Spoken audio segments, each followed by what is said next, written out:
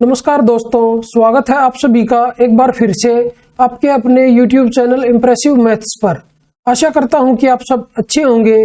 आज की इस वीडियो में हम SSC CGL 2022 टायर 1 के 2 दिसंबर शिफ्ट 1 में आए हुए मैथ्स के क्वेश्चंस को सॉल्व करेंगे। तो चलिए स्टार्ट करते हैं अपने क्वेश्चन नंबर 1 से। क्वेश्चन नंबर 1 में हमें दिया हुआ है कि दूध और पानी के मिश्रण का परिमाण 60 लीटर है। इसमें 10% पानी है। इसमें और कितना पानी मिलाया जाना चाहिए ताकि पानी 25% हो जाए। तो मिश्रण टोटल है कितना, वो है 60 लीटर। ये टोटल मिश्रण है। इसमें कितने परसेंट पानी है, इसमें है 10%। और जो हम बाहर से मिलाएंगे पानी वो क्या होगा, वो 100% पानी होगा। तो इधर हम लिख लेते हैं 100%। ऐसा करने से क्या होता है कि उस मिश्रण में उसके बाद 25% पानी हो जाएगा। तो इसको हम बीच में लिखेंगे। अभी हम इसमें एलिगेशन लगा देते हैं। तो 100 में से 25 को माइनस करेंगे तो ये आएगा 75, और 25 में से 10 को माइनस करेंगे तो इधर आएगा 15। अभी इनका रेशियो निकाल लेते हैं। तो ये 15 से कट होगा तो इधर 1 आएगा और इधर 5 आएगा। तो ये 10 के नीचे क्या आया है, 5 आया है। मतलब जो 5 की वैल्यू है वो 60 के इक्वल है। तो हमें 1 की वैल्यू निकालनी है, क्योंकि यहाँ पे 100 है, ये हमने उसमें ऐड किया था। तो 1 की वैल्यू इधर से आ जाएगी 12 लीटर के इक्वल, और यही हमारा आंसर होगा। और ये ऑप्शन नंबर हमारा है 2। तो चलिए बढ़ते हैं अपने क्वेश्चन नंबर 2 की तरफ। क्वेश्चन नंबर 2 में हमें दिया हुआ है कि एक वृत्ताकार घड़ी की घंटे की सुई की लंबाई 6 इंच है। 9 PM से 3 AM तक उसके सिरे द्वारा तय की गई दूरी ज्ञात कीजिए। मतलब जो हमारी घड़ी है वो सर्कुलर टाइप की है। यहाँ पे इधर 9 होता है घड़ी में, और यहाँ पे 3, और इधर 12, और नीचे होता है 6। अभी हमें बताना है कि 9 बजे से लेके 3 बजे तक उसकी सुई ने कितनी दूरी तय करी। तो यहाँ से लेके यहाँ तक की वो डिस्टेंस कवर की होगी, और ये क्या बनेगा, यहाँ से लेके यहाँ तक हाफ सर्कल बनेगा।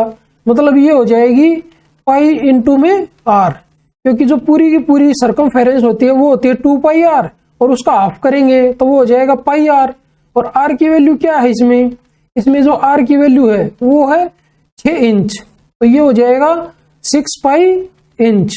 मतलब इतनी वो दूरी कवर करेगी वो सुई।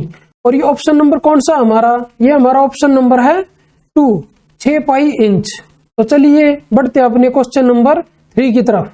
क्वेश्चन नंबर 3 में हमें दिया हुआ है कि दिए गए ग्राफ को ध्यान से देखिए और नीचे दिए गए प्रश्न का उत्तर दीजिए।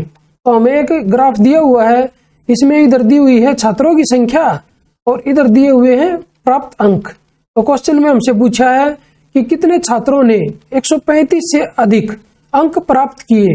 अगर हम ग्राफ में देखें तो यहाँ पे है 135, और यहाँ पे है 140, यहाँ पे 145, यहाँ पे 150, और यहाँ पे 160। यहाँ पे ये दिए हुए हैं।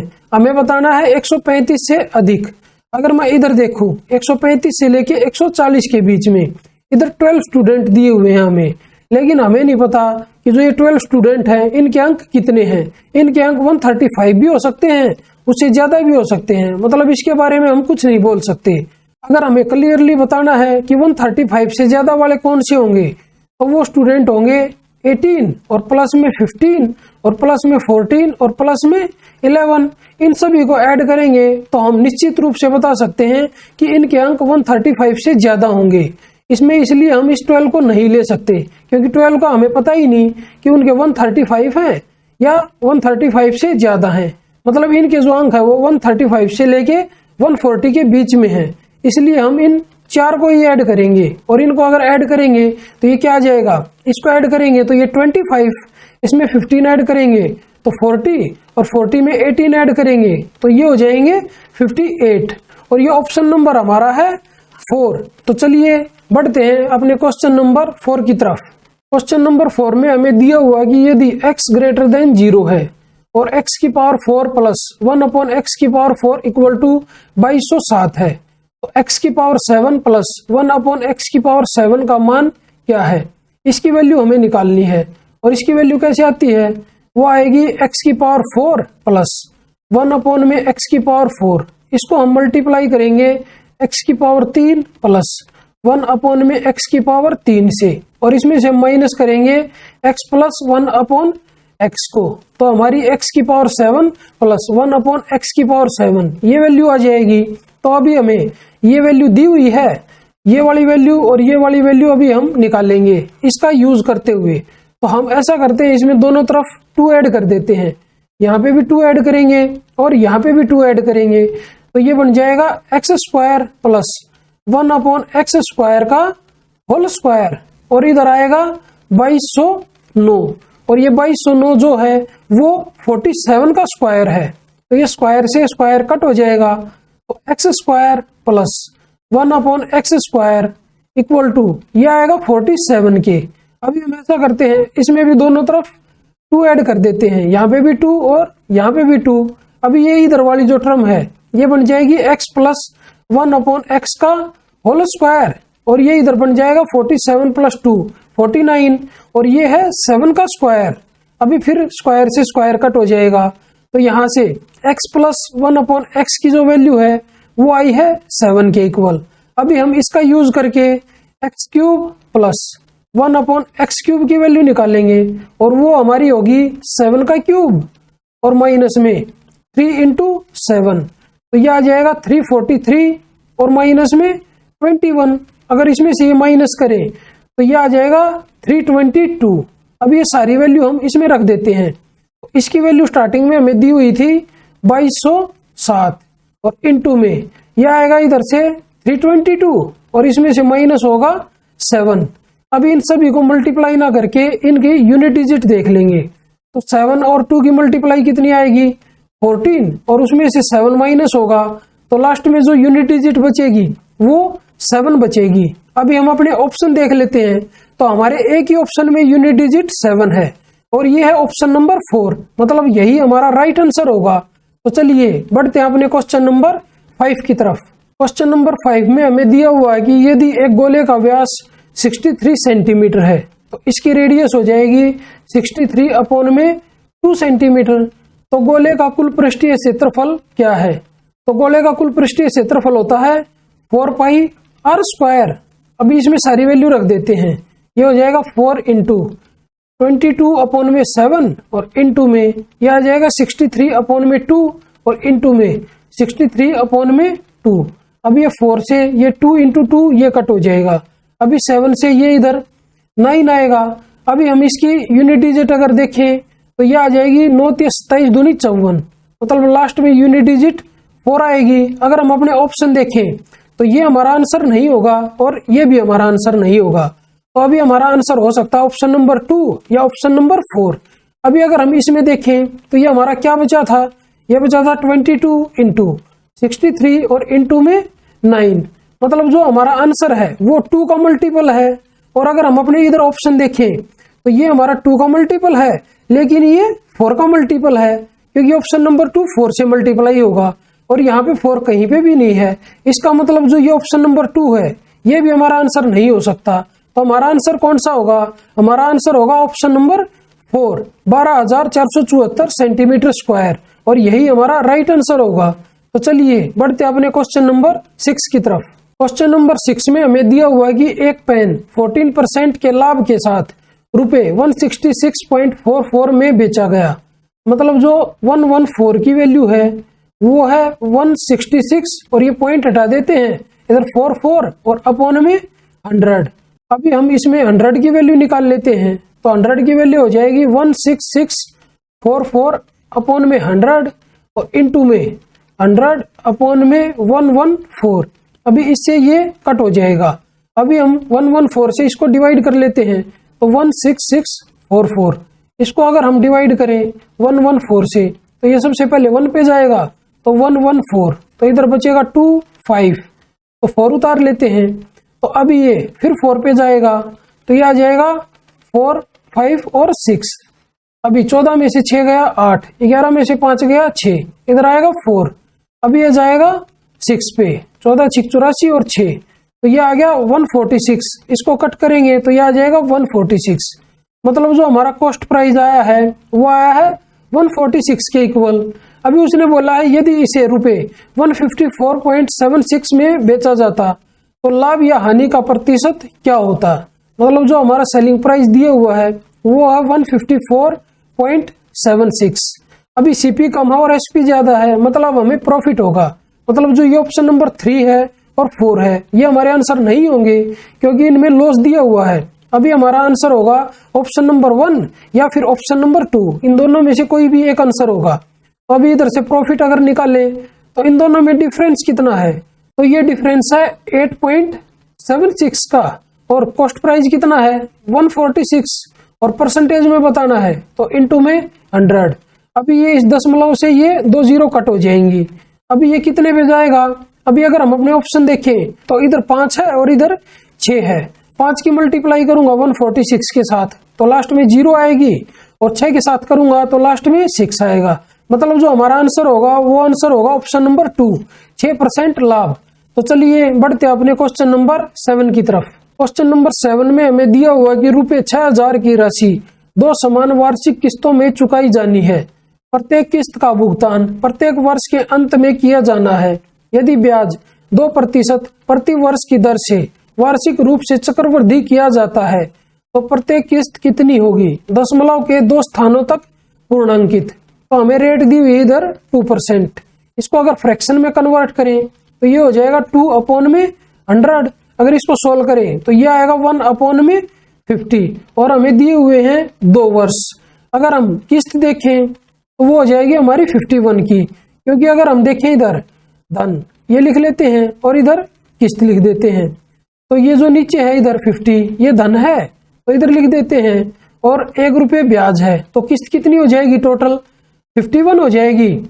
अभी दूसरे साल में देखें तो धन कितना होगा 50 इंटू 50, 2 बार मल्टीप्लाई होगा तो किस्त भी यही होगी 51 इंटू में 51, और हमें दिया हुआ है कि किस्त सेम है, मतलब दोनों की दोनों किस्त इक्वल है, क्योंकि ये यहाँ दिया हुआ है कि 2 समान वार्षिक किस्तों में। तो इधर किस्त को सेम करेंगे तो यह आएगा इंटू में 51, इधर 51 से मल्टीप्लाई करेंगे, इधर भी 51 से मल्टीप्लाई करना पड़ेगा। अभी अगर इसको सोल्व करें तो यह आ जाएगा 0, 5, 25, और नीचे आ जाएगा 2500। इन दोनों को अगर ऐड करें तो 0, 5, 0 और 5, मतलब अगर हमें 5050 रुपए का धन लौटाना है तो किस्त होगी 51 इंटू 51, और ये सोल्व करके आएगा 2601। लेकिन अभी हमें धन एक्चुअल में लौटाना कितना है 6000 रुपए का, तो किस्त कितनी आ जाएगी, तो इंटू में 6000 और अपॉन में 5050। अभी 0 से 0 कट कर देते हैं। अभी 5 से इसको कट करेंगे तो यह आएगा 101, 5 से इसको कट करेंगे तो यह आएगा 120।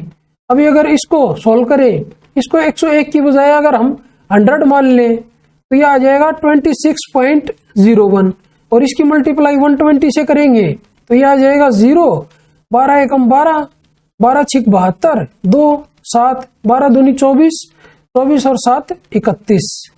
तो ये हमारा आया है 3121.20। अभी अगर हम अपना ऑप्शन देखें तो वो हमारा आंसर इसके आसपास ही आएगा, इससे थोड़ा सा कम। अगर हम ये ऑप्शन देख लेते हैं तो ऑप्शन 3 और 4 तो ऐसे ही कट हो जाएंगे। अगर ऑप्शन नंबर 1 और 2 को देखें तो ये है 3500 और ये है 3090। ये मतलब जो ये ऑप्शन नंबर 1 है ये इससे काफी दूर है, इसलिए हमारा जो राइट आंसर होगा वो हमारा होगा ऑप्शन नंबर 2, 3090.30। तो चलिए बढ़ते हैं अपने क्वेश्चन नंबर 8 की तरफ।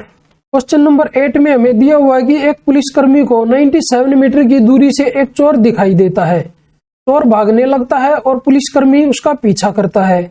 चोर और पुलिसकर्मी क्रमशः 21 मीटर पर सेकंड और 23 मीटर पर सेकंड की चाल से दौड़ते हैं। चोर पकड़ने में पुलिसकर्मी को कितना समय लगता है?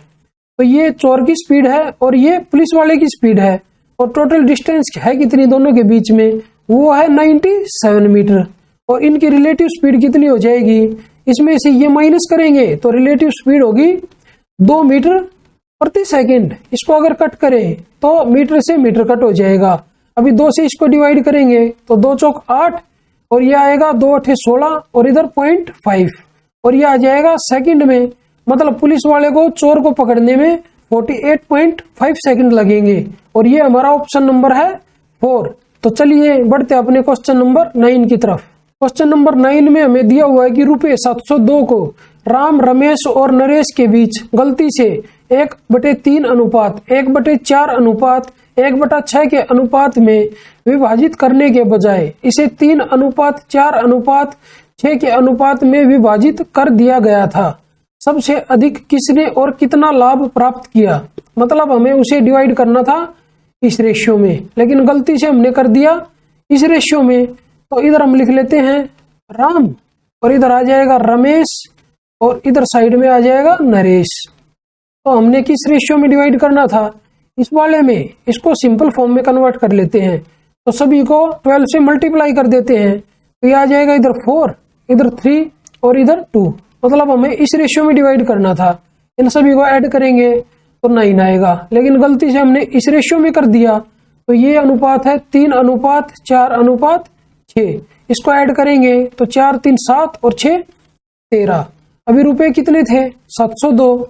तो 702 को हम 9 से डिवाइड करेंगे और 702 को हम 13 से डिवाइड करेंगे। तो ये आ जाएगा 9 7 63।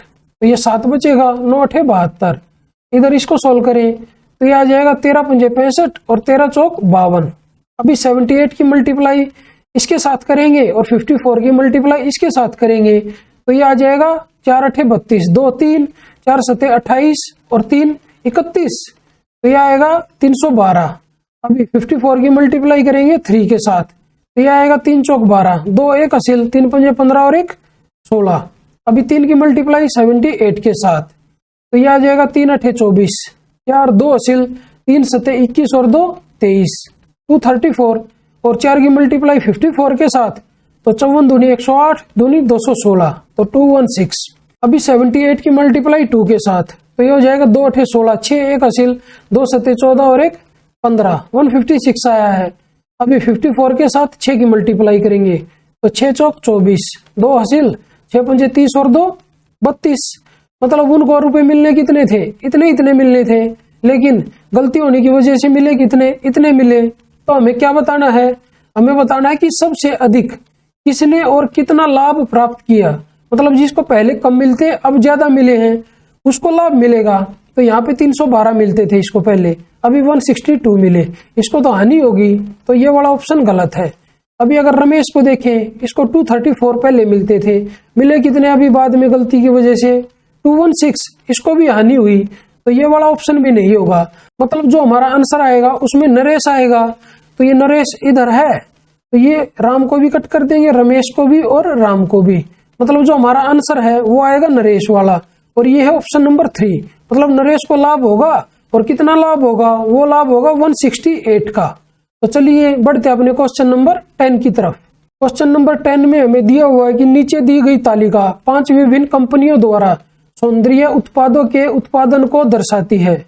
तो क्वेश्चन में हमसे पूछा है पी द्वारा सौंदर्य उत्पाद का उत्पादन, एस द्वारा सौंदर्य उत्पाद के उत्पादन का कितना प्रतिशत है।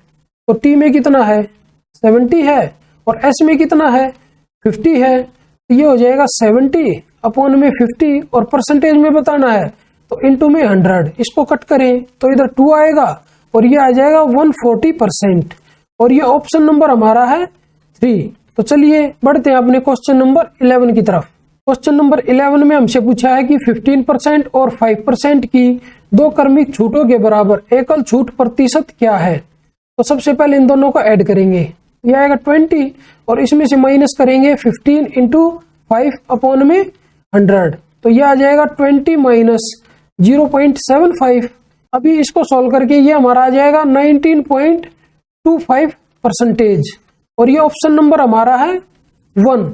तो चलिए बढ़ते हैं अपने क्वेश्चन नंबर 12 की तरफ। क्वेश्चन नंबर 12 में हमें दिया हुआ है कि दी गई तालिका 7 दुकानों द्वारा बेची गई पेंसिलों की संख्या दर्शाती है। तो क्वेश्चन में हमसे पूछा है S3 द्वारा बेची गई पेंसिलों की संख्या का S6 द्वारा बेची गई पेंसिलों की संख्या से अनुपात क्या है। तो S3 में है 70 और इधर S6 में है 130। तो इनका रेशियो हो जाएगा 7:13 और ये ऑप्शन नंबर हमारा है 4। तो चलिए बढ़ते अपने क्वेश्चन नंबर 13 की तरफ। क्वेश्चन नंबर 13 में हमें दिया हुआ है कि यदि x, 6, 7 और y एक ऐसी 4 अंकीय संख्या है जो 9 से पूर्णतः विभाज्य है तो x प्लस वाई का न्यूनतम मान क्या है। तो मतलब 9 से कोई भी संख्या कब भाग होगी, जब उसके अंकों का योग 9 से भाग होगा। तो इसके अंकों का योग कितना है, इसके अंकों का योग है x प्लस वाई और प्लस में 13। अभी x प्लस वाई की मिनिमम संख्या क्या रख सकते हैं इधर कि इन सभी का जोड़ 9 से डिवाइड हो जाए। तो ये क्या आ जाएगा, x प्लस वाई की जगह अगर 5 रख दे हम तो 13 और 5 18 और ये 9 से डिवाइड हो जाएगी ये संख्या। तो ये पूरी की पूरी संख्या 9 से डिवाइड होगी, मतलब जो x प्लस वाई की मिनिमम वैल्यू है वो 5 आएगी और ये ऑप्शन नंबर हमारा है 4। तो चलिए बढ़ते अपने क्वेश्चन नंबर 14 की तरफ। क्वेश्चन नंबर 14 में हमें दिया हुआ है कि इस इक्वेशन को सोल्व करें। तो इसको अगर सोल्व करेंगे तो यह आ जाएगा x plus 3y plus 3x minus 6 और माइनस x और माइनस y। तो x से x कट हो जाएगा। तो इधर अगर इसको सोल्व करके लिखें तो यह आएगा 3x और प्लस में 2y और माइनस 6 और ये हम अपना ऑप्शन देखें तो ये ऑप्शन नंबर हमारा है 1। तो चलिए बढ़ते हैं अपने क्वेश्चन नंबर 15 की तरफ। क्वेश्चन नंबर 15 में हमें दिया हुआ है कि यदि cot x minus 10x equal to 3/2 है तो cot x प्लस 10x का मान क्या होगा। तो इसको हम मान लेते हैं कि ये x minus 1 upon x equal to 3/2 दिया हुआ है और हमसे x प्लस 1 अपॉन x की वैल्यू पूछी है, क्योंकि 10 और cot जो है वो अपोजिट फंक्शन होते हैं। तो इसको 10 को हम लिख सकते हैं 1 अपॉन में cot x, इसलिए इसको मैंने x मान लिया। तो अभी हमें माइनस से प्लस में जाना है तो ये क्या आ जाएगा, ये आ जाएगा 3/2 का होल स्क्वायर और प्लस में जाना है तो प्लस में 4 और इसका रूट कर देंगे तो अभी ये आ जाएगी x प्लस 1 अपॉन x की वैल्यू। अभी अगर इसको सोल्व करें तो ये आ जाएगी 9 अपॉन में 4 और प्लस में 4 और इसका रूट। इसको सोल्व करके ये आ जाएगा 4 चौक 16 और 9 25 और अपॉन में 4 और इसका रूट। अभी इसको क्या लिख सकते हैं, इसको लिख सकते हैं 5 अपॉन में 2 और ये ऑप्शन नंबर हमारा है 4। तो चलिए बढ़ते हैं अपने क्वेश्चन नंबर 16 की तरफ। क्वेश्चन नंबर 16 में हमें दिया हुआ है कि लोहे से बने एक अर्धगोलीय कटोरे का आंतरिक व्यास 84 सेंटीमीटर है और रेडियस हो जाएगी 42 सेंटीमीटर। अभी दिया हुआ है 21 रुपए प्रति 100 सेंटीमीटर स्क्वायर की दर से इसके भीतरी भाग पर टिन चढ़ाने का व्यय ज्ञात कीजिए। पाई इजिकल टू 22/7 लें, दशमलव के 2 स्थानों तक सही। तो ये हमें निकालना है। तो अभी हम ऐसा करते हैं, जो अर्धगोला है उसका लेटरल सरफेस एरिया लिख लेते हैं और वो क्या होगा, लेटरल सरफेस एरिया वो हो जाएगा 2 पाई r स्क्वायर, क्योंकि उसके भीतरी भाग पर हमें टिन की परत चढ़ानी है और भीतरी भाग का जो एरिया होगा वो लेटरल सरफेस एरिया के इक्वल होगा। अब इसमें ये वैल्यू रख देते हैं तो ये आ जाएगा 2 इंटू पाई की वैल्यू 22/7 और इंटू में ये आएगा 42 और इंटू में 42। तो अभी 7 से अगर इसको कट करें तो ये इधर आएगा 6। अभी ये इतना एरिया आया है और ये सेंटीमीटर स्क्वायर में आया है। अभी हमें दिया हुआ है कि 21 रुपए प्रति 100 सेंटीमीटर स्क्वायर की दर से ये रेट है। तो इधर हम लिखें 100 सेंटीमीटर स्क्वायर पर जो रेट है वो है 21 रुपए। अगर 1 सेंटीमीटर स्क्वायर का अगर देखेंगे तो वो हो जाएगा 21 अपॉन में 100। और अभी जो ये इतना एरिया आया है इस पे अगर निकालेंगे तो ये आ जाएगा इंटू में 2 इंटू 22 और इंटू में 42 और इंटू में 6। अभी हमें बताना है 2 दशमलव स्थानों तक और अपॉन में 100 है, मतलब इन सभी की मल्टीप्लाई और बाद में 2 के बाद पॉइंट लगा देंगे तो वो हमारा आंसर आएगा। तो सबसे पहले अगर हम इसकी यूनिट डिजिट देखें तो ये आ जाएगा 2 दूनी 4 दूनी 8 6 48, मतलब हमारी लास्ट में यूनिट डिजिट आएगी 8। तो अभी ये वाला जो ऑप्शन है ये एलिमिनेट हो गया। तो जो 3 ऑप्शन बचे सभी में यूनिट डिजिट 8 है, तो तीनों में से कोई भी आंसर हो सकता है। अगर मैं इन सब की मल्टीप्लाई करूं तो यहाँ पे 2 है, एक 2 इसके अंदर है और एक 2 इसके अंदर है और एक 2 इसके अंदर है। तो ये 2 दूनी 4 दूनी 8 दूनी 16, मतलब जो मेरा आंसर आएगा वो 16 का मल्टीपल होगा, या हम कह सकते हैं वो 8 का भी मल्टीपल होगा। तो सबसे पहले हम 8 से डिवाइड करके देखेंगे इन ऑप्शन को। तो 8 से डिवाइड करने के लिए लास्ट की 3 डिजिट को डिवाइड करेंगे तीनों ऑप्शंस की। अगर हम ऑप्शन नंबर 1 को देखें 8 से डिवाइड करें तो 8 6 48, तो 6 बचेगा तो 68, फिर 8 से नहीं होगा, मतलब ये हमारा आंसर नहीं हो सकता।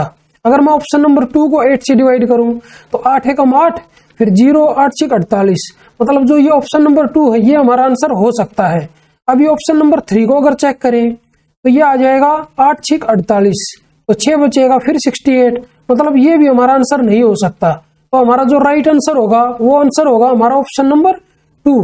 तो चलिए बढ़ते अपने क्वेश्चन नंबर 17 की तरफ। क्वेश्चन नंबर 17 में हमसे पूछा है कि निम्नलिखित में से कौन अधिक आयतन प्रदान करेगा। पहले नंबर पे तो है 6 सेंटीमीटर, 7 सेंटीमीटर और 8 सेंटीमीटर वाले किनारों का एक घनाभ।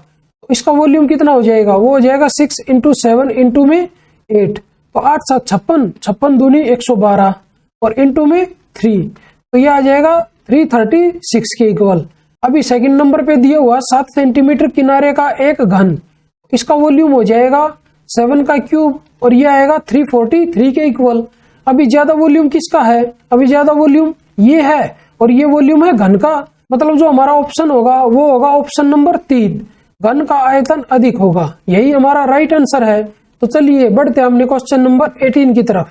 क्वेश्चन नंबर 18 में हमें दिया हुआ है कि यदि sin a + b = cos a + b है तो tan a का मान कितना है। और अगर हम अपने ऑप्शन देखें तो सभी में एंगल b है, एंगल a नहीं है, तो इधर हम देखें इसको इधर लेके चले जाते हैं इसके नीचे, तो ये क्या आ जाएगा sin a + b और अपॉन में इसके आएगा cos a + b और इक्वल टू ये होगा 1 के।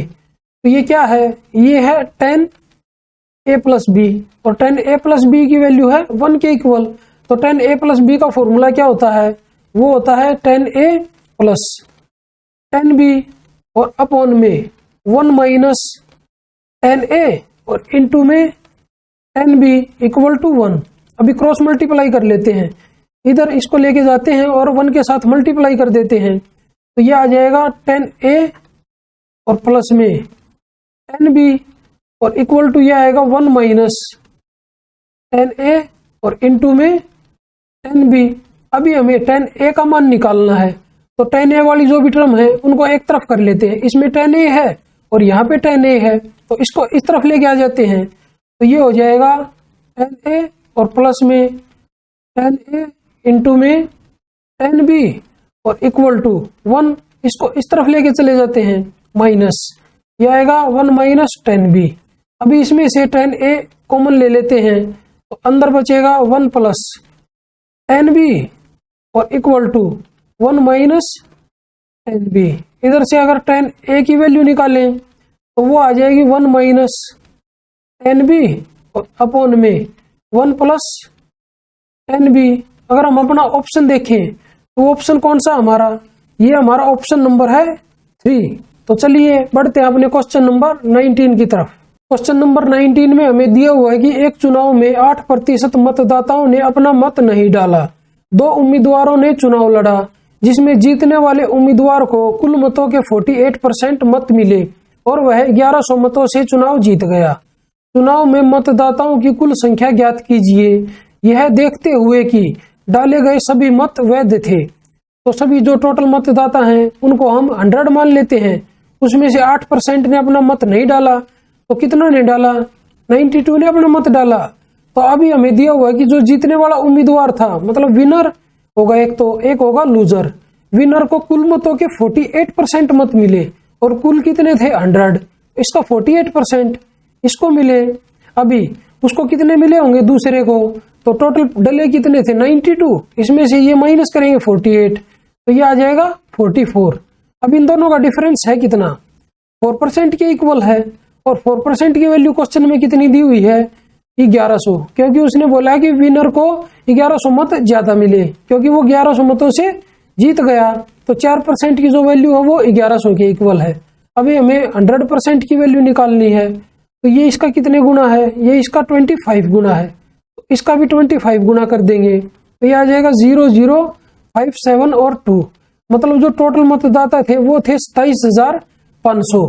यही हमें निकालना था कि चुनाव में मतदाताओं की कुल संख्या ज्ञात कीजिए, और ये ऑप्शन नंबर हमारा है 4। तो चलिए बढ़ते अपने क्वेश्चन नंबर 20 की तरफ।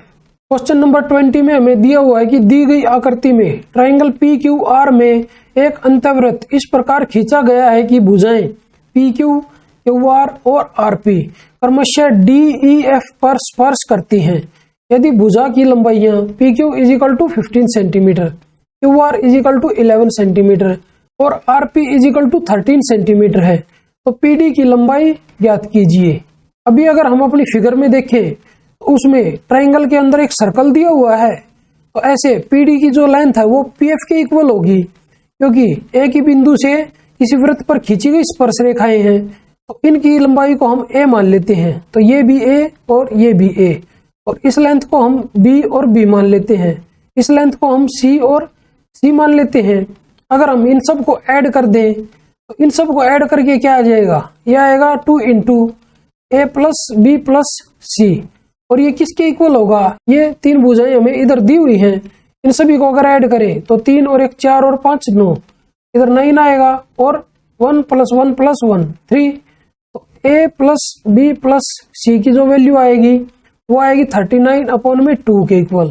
तो इसको अगर सोल्व करें तो 2 एकम 2, 2 नीम 18 और इधर पॉइंट और 5, तो ये आई है 19.5 सेंटीमीटर के इक्वल। तो अभी हमें बताना है PD की लेंथ, मतलब हमें A की वैल्यू निकालनी है। तो अभी A + B + C की वैल्यू है 19.5, इसमें से अगर हम B + C की वैल्यू को माइनस कर दें तो हमारी A की वैल्यू आ जाएगी और वही हमारी PD की वैल्यू होगी। तो B + C की वैल्यू कितनी है, B + C किसके इक्वल है, QR के इक्वल है, और QR की जो लेंथ है वो है 11 सेंटीमीटर के इक्वल। तो A की जो वैल्यू है वो आ जाएगी 19.5 और माइनस में 11, ये आएगी 8.5 सेंटीमीटर के इक्वल, और यही PD की लेंथ होगी, और ये ऑप्शन नंबर हमारा है 3। तो चलिए बढ़ते अपने क्वेश्चन नंबर 21 की तरफ। क्वेश्चन नंबर 21 में हमें दिया हुआ है कि नीचे दिया गया वृत्त चित्र एक वर्ष में 8 शहरों की जनसंख्या को दर्शाता है। इन सभी 8 शहरों की कुल जनसंख्या 30,000 है। एक विशिष्ट शहर में जनसंख्या को इन सभी 8 शहरों में कुल जनसंख्या के प्रतिशत के रूप में दर्शाया गया है। तो क्वेश्चन में हमसे पूछा है C1, C5 और C7 शहरों की औसत जनसंख्या लगभग क्या है। तो इधर हमें दिया हुआ है 100%, इन सबको ऐड करें तो 100% की जो वैल्यू दी हुई है वो दी हुई है 30,000 के इक्वल। तो यहाँ से अगर 1% की वैल्यू निकालेंगे तो वो हो जाएगी 300 के इक्वल। अभी हमें देखना है C3, C5 और C7। तो C3 इधर है, C5 यहाँ पे है और C7 यहाँ पे है, इन सबको ऐड कर लेते हैं तो ये हो जाएगा 5 और 3 8 और 8 16, तो 16, और एवरेज भी निकालना है तो अपॉन में 3, ये परसेंटेज में आया है। तो अभी 1% की वैल्यू है कितनी, 300, तो ये कितना आ जाएगा 16/3 और इनटू में 300। अभी इसको अगर सोल्व करें तो इधर आएगा 100 और इसको मल्टीप्लाई करके आएगा 1600, मतलब 1600, और ये ऑप्शन नंबर हमारा है 3। तो चलिए बढ़ते अपने क्वेश्चन नंबर 22 की तरफ। क्वेश्चन नंबर 22 में हमें दिया हुआ है यदि secant square A + tan square A = 4/17 है तो secant की पावर 4A माइनस tan की पावर 4A का मान क्या होगा। अगर हम इसको लिखना चाहें तो क्या लिख सकते हैं, इसको हम लिख सकते हैं secant स्क्वायर A और प्लस में tan स्क्वायर A और इनटू में यह आ जाएगा secant स्क्वायर A और माइनस में tan स्क्वायर A। अभी जो इसकी वैल्यू होती है वो होती है 1 के इक्वल, तो ये क्या बचेगा खाली इधर, ये बचेगा secant स्क्वायर A और प्लस में tan स्क्वायर A। इसकी वैल्यू हमें निकालनी है और इसकी वैल्यू हमें क्वेश्चन में दी हुई है 4/17, मतलब ये 4/17, यही हमारा आंसर हो जाएगा और ये ऑप्शन नंबर हमारा है 4। तो चलिए बढ़ते अपने क्वेश्चन नंबर 23 की तरफ। क्वेश्चन नंबर 23 में हमसे पूछा है कि संख्या 1026, 2268, 2430 का HCF क्या है, मतलब हमें इनका HCF बताना है और ये तीनों की तीनों सम संख्याएं हैं, मतलब इनका जो HCF होगा वो भी एक सम संख्या होगी, मतलब इवन नंबर। अगर हम अपने ऑप्शन देखें तो ये ओड नंबर है, ये हमारा आंसर नहीं होगा, ये भी ओड नंबर है, ये भी हमारा आंसर नहीं होगा। अभी ऑप्शन नंबर 3 और 4 बच गए, ये हमारे इवन नंबर हैं, मतलब इन दोनों में से ही हमारा कोई एक आंसर होगा। अगर हम इसको देखें तो ये हमारा 4 का मल्टीपल है और ये हमारा खाली 2 का मल्टीपल है। अगर हम अपनी संख्याएं देखें तो ये खाली 2 से मल्टीप्लाई होने वाली संख्या है, ये 4 से मल्टीप्लाई होने वाली संख्या है और ये 2 से मल्टीप्लाई होने वाली संख्या है। मतलब जो हमारा HCF आएगा वो 2 का ही मल्टीपल होगा, वो 4 का मल्टीपल नहीं होगा।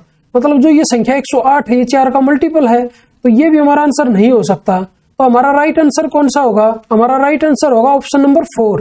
तो चलिए बढ़ते हैं अपने क्वेश्चन नंबर 24 की तरफ। क्वेश्चन नंबर 24 में हमें दिया हुआ है, यदि 6 महिलाएं किसी कार्य को 3 दिनों में पूरा कर सकती हैं और 9 लड़कियां उसी कार्य को 2 दिनों में पूरा कर सकती हैं, तो 8 महिलाओं और 6 लड़कियों द्वारा उस कार्य को पूरा करने में लिया गया समय ज्ञात कीजिए।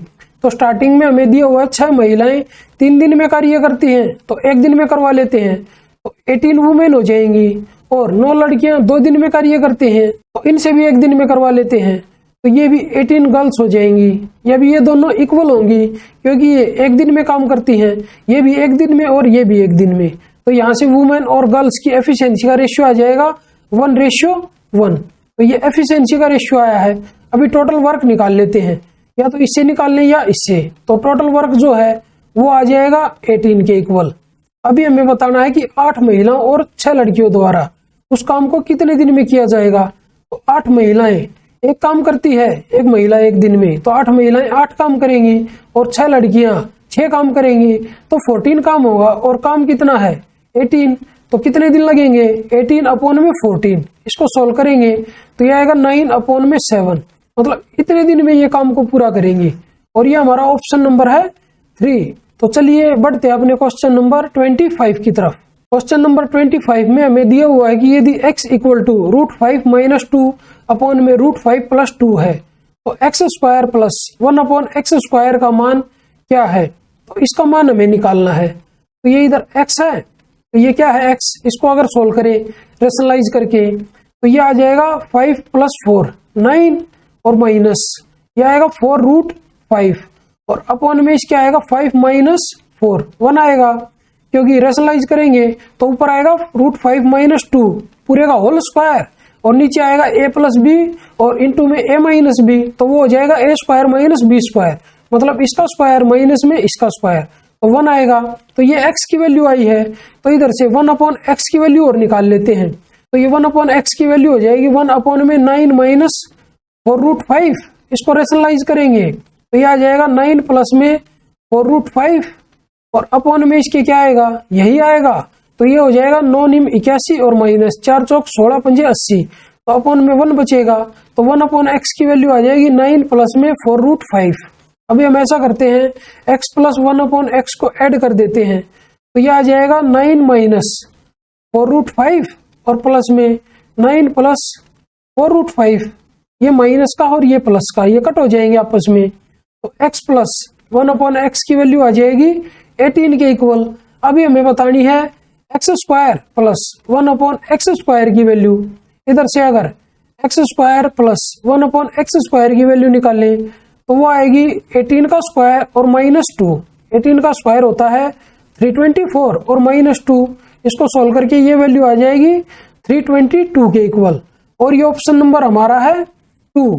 तो चलिए आज की इस वीडियो को यहीं पे समाप्त करते हैं और जल्दी ही मिलते हैं एक नई वीडियो में एक नए पेपर के साथ। तब तक के लिए बाय बाय, टेक केयर। अगर आप लोगों को ये वीडियो पसंद आई हो तो इस वीडियो को लाइक कीजिए, अपने दोस्तों के साथ शेयर कीजिए और अगर आप मेरे चैनल पर नए हैं तो मेरे चैनल को सब्सक्राइब जरूर कीजिए। और अगर आप लोगों को इस क्वेश्चन पेपर की PDF बाइलिंगुअल में चाहिए तो मेरे टेलीग्राम चैनल इम्प्रेसिव मैथ्स को ज्वाइन करना ना भूलें। धन्यवाद।